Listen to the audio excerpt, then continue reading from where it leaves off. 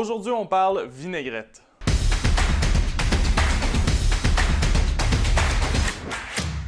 Une vinaigrette, en fait, c'est une émulsion d'huile et de vinaigre qu'on va se servir bien sûr dans nos salades, mais qu'on peut assaisonner aussi nos légumes ou même mariner des viandes. Il y a plusieurs façons de préparer une vinaigrette. On peut soit la stabiliser ou la laisser telle quelle. Vous allez voir, on fait les deux mélanges aujourd'hui. Vous allez voir la différence entre les deux, puis pourquoi on se sert d'une plus que l'autre. Donc, on commence par une vinaigrette qu'on va pas lier, qu'on va pas stabiliser. Donc, on va commencer par, bien sûr, notre vinaigre. On y va environ pour les ratios, là, 1 tiers, 2 tiers. Donc, 1 tiers vinaigre pour 2 tiers d'huile. Et comme ce n'est pas deux liquides qui veulent se mélanger naturellement, on va tout simplement la fouetter. Ça va nous permettre de suspendre les particules à l'intérieur de l'huile en brisant en tout petites gouttelettes, tout simplement. Donc, on y va tout simplement comme ça, juste pour vous montrer la différence. Ce qu'on obtient en faisant ce mélange-là, c'est une vinaigrette qui va être beaucoup plus liquide, mais qui va quand même être émulsionnée. Donc, je vais juste la déposer ici. Par contre, l'enjeu avec une vinaigrette comme ça, c'est que vous allez voir, pendant que je prépare la deuxième vinaigrette, elle va avoir une tendance à se séparer parce qu'il n'y a rien qui retient les gouttelettes en suspension. Donc, ils vont vouloir refusionner ensemble puis séparer les deux liquides.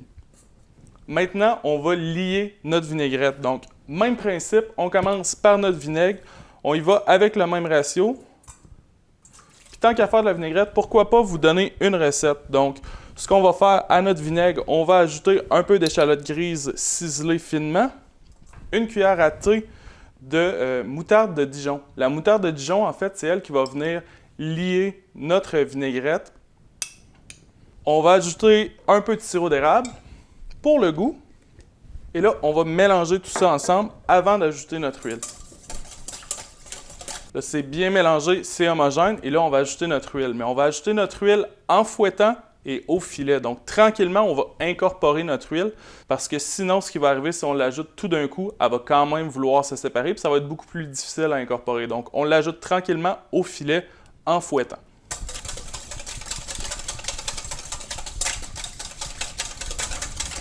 Là, on a une super bonne base. On va encore ajouter un petit peu de saveur. Donc, on va ajouter ici des feuilles de thym. Le thym qui va très bien avec le vinaigre de cidre. Donc, tout simplement, on prend notre branche de thym, on part du bout et on glisse nos doigts le long de la tige. Pour retirer les feuilles, on va utiliser seulement les feuilles. Et on va ajouter un peu de mélange Abénaki des épices du guerrier. Ça va donner un petit côté sucré, un petit côté poivré vraiment plaisant, puis un petit côté surtout floral qui va aller super bien avec nos salades. On mélange tout ça une dernière fois. Je vais en déposer dans le petit contenant ici. Vous allez voir tout de suite la différence entre les deux.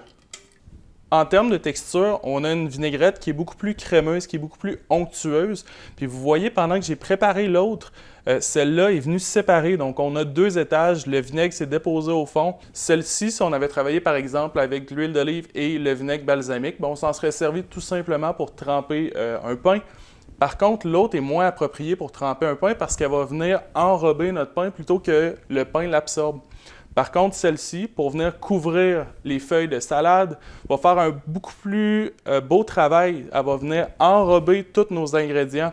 Deux vinaigrettes différentes pour deux usages différents. Celle-ci va être très stable, celle-ci va se séparer, donc on l'utilise à la minute. C'était Chef Peter, on se dit à la prochaine.